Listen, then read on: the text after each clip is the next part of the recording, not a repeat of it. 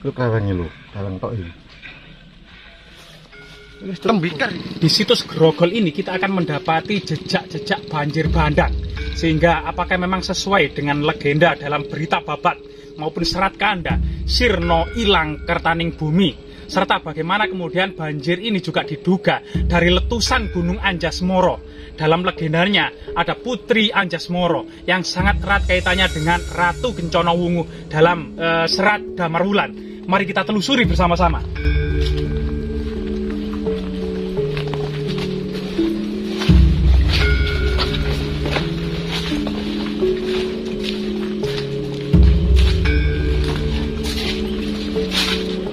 Memang di Grogol yang kemudian dilakukan penggalian untuk pembuatan batu bata ini ditemukan banyak sekali batu bata kuno. Batu bata kuno yang sangat besar sekali.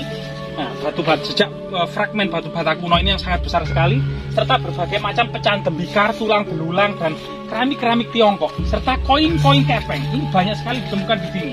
Ini menandakan sebuah tanah yang tersadur.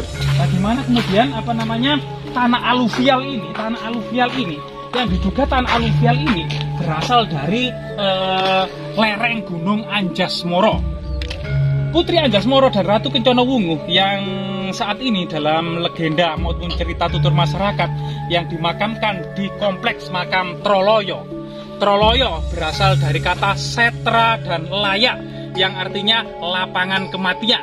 Di situ ada sebuah makam yang masyarakat memberinya makam Ratu Kencana Wungu dan Dewi Anjasmara.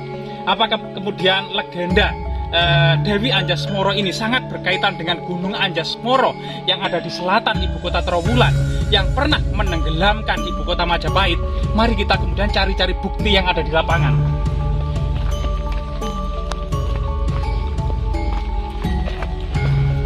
Jadi di jejak penggalian yang masyarakat ini memang bagaimana kemudian batu-batu sungai ini sangat banyak sekali bercampur dengan pecahan bongkahan batu bata kuno yang sudah tidak utuh. Jarang kita mendapati yang utuh.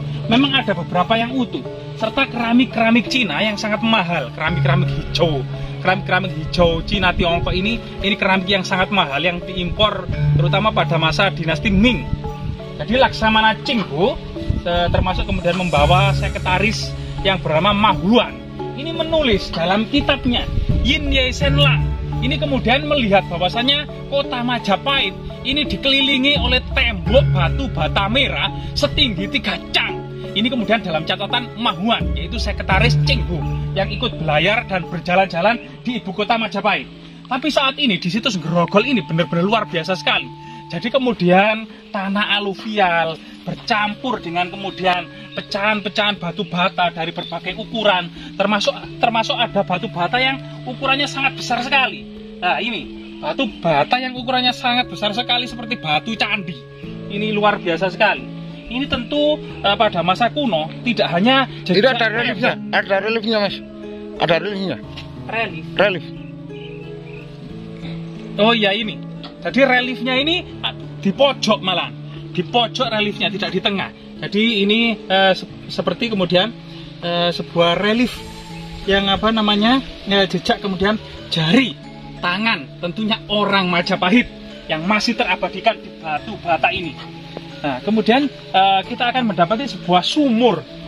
Apakah ini sumur kuno bagian dari kompleks para pemukiman para bangsawan yang ada di selatan ini? Karena memang dalam peta yang dibuat oleh Michael Pond maupun Charles Louis Damai itu ada sebuah sketsa gambar di mana kemudian di situs Grogol ini terletak di bagian selatan dari topografi ibu kota Majapahit. Nah, ini kemungkinan juga dulunya memang sumur kuno yang saat ini terus dimanfaatkan oleh warga untuk kemudian pembuatan batu bata ini, terutama kebutuhan air pada musim kemarau ini. Nah, di sinilah ini jejak kemudian banjir bandang. Artefak yang sangat mahal dan sangat langka ini sangat banyak sekali.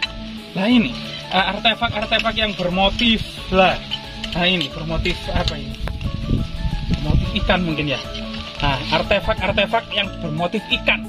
Nah, ini diduga kemudian keramik ini bermotif ikan. Ini adalah kebanggaan keramik dinasti Ming Tiongkok, yang diduga keramik-keramik bermotif ikan, keramik putih bermotif ikan masa dinasti Ming ini memang dibawa dari pelayaran Muhammad Cheng Ho, ya, laksamana dari utusan dari dinasti Ming pada Kaisar Taizong, kemudian pada Kaisar, ya, ini luar biasa sekali. Jadi Mahuan dan Cheng Ho ini kemudian Kaisar Yongle. Jadi Kaisar Yongle pada masa dinasti Ming ini memang ini adalah salah satu keramik kebanggaan dinasti Ming, yaitu bermotif ikan badar, ya, bermotif ikan badar. Jadi bermotif ikan badar ini adalah sebuah keramik dinasti Ming yang sangat berjaya pada masa lalu, sehingga kemudian jejak-jejak Cheng Ho ini datang ke Majapahit ini. Dan tapi sayang, memang terpendam di dalam tanah. Keramik-keramik tersebut terpendam di dalam tanah. Nah, dengan kemudian campuran tanah yang sangat aluvial.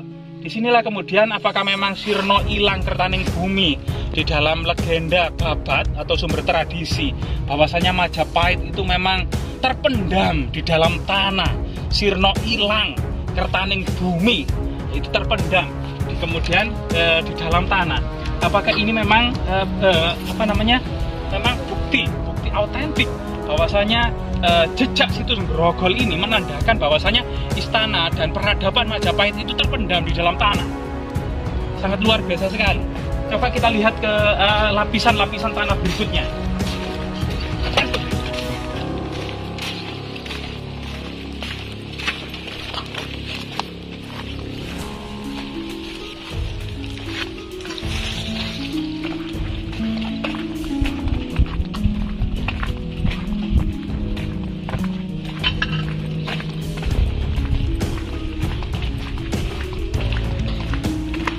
Itu ada warga ya? Ini, Pak, ikut melihat ini lapisan. Jadi ini lapisan yang tidak kemudian sampai ke dalam. Jadi di dalam ini sudah kita tidak mendapati jejak kemudian situs-situs atau artefak tua. Tetapi kemudian di lapisan sekitar 1-2 meter inilah kemudian ada sebuah lapisan artefaktual yang bercampur dengan tanah aluvial, semacam sebuah banjir bandang yang sangat besar, sehingga kemudian menyadur berbagai macam tinggalan ini, menyadur dengan masif berbagai tinggalan ini, termasuk kemudian tulang belulang yang ada, termasuk tulang belulang, pecahan tembikar, keramik Cina, uang kepeng, semuanya tersadur.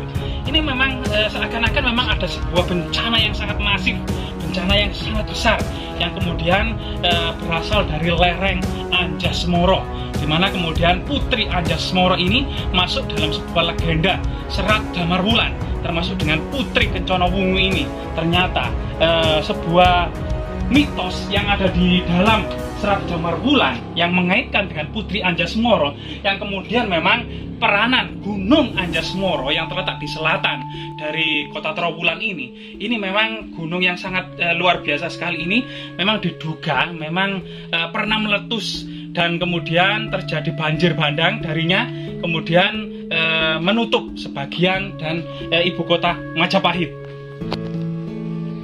Jadi disinilah kemudian jejak banjir bandang yang berasal dari sungai atau lereng gunung Anjasmara ini, yaitu kerikil sungai. Ini masuk ke dalam campuran bersama pecahan tembikar dan batu bata kuno. Ini kemudian sangat nampak sekali memang ada sebuah banjir bandang. Ini dari sungai besar yang ada di dekat sini, yaitu Sungai Berangkal kalau nggak salah ya. Di sini Sungai Berangkal. Jadi Sungai Berangkal inilah kemudian menjadi kajian pada masa era Belanda.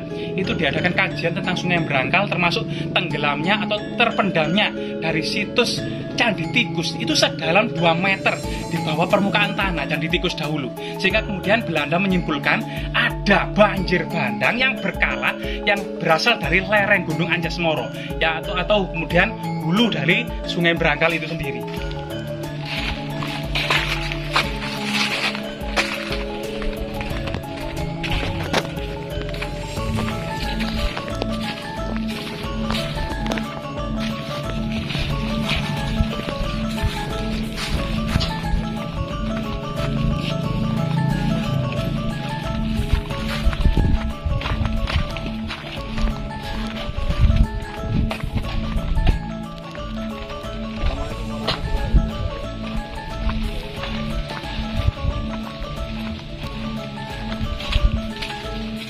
Itu tuh.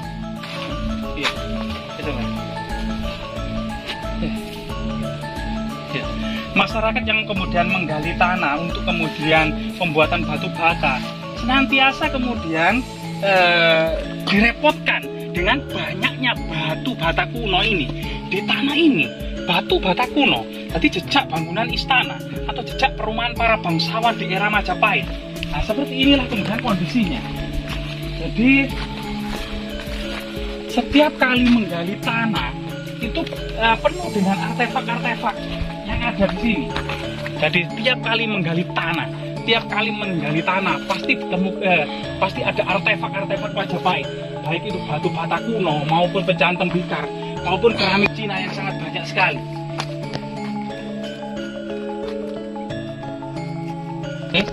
Situs Grogol yang di Dusun Grogol, situs Grogol yang terletak di Dusun Grogol, Desa Ngarjo, Kecamatan Jatirejo, Kabupaten Mojokerto, Jawa Timur ini memang sangat luar biasa sekali. Jadi artefak-artefak itu banyak. Jadi para kolektor itu datang ke sini mencari artefak-artefak. Kemudian ada artefak-artefak yang pecah kemudian disusun menjadi utuh. Itu sering sekali. Jadi para antikan atau para penghobi barang-barang antik mengumpulkan artefak-artefak itu senantiasa datang ke situs ini. Jadi kemudian situs yang ini tidak kehabisan artefak di sini. Penuh dengan artefak terbuat dari tembikar, keramik Tiongkok, keramik Asia Tenggara, batu bata kuno, berbagai macam artefak-artefak antik pada masa era Majapahit. Ini sangat banyak sekali. Jadi ini juga menjadi ladang pemburuan para pemburu antikan. Ini sangat luar biasa sekali. Tentunya ini mendapat perhatian dari pemerintah, terutama kemudian Dinas Balai Cagar Budaya untuk senantiasa mengumpulkan artefak-artefak yang masih tersisa untuk edukasi, untuk koleksi museum. Ya, ini merupakan sesuatu yang sangat berharga sekali, tiada duanya.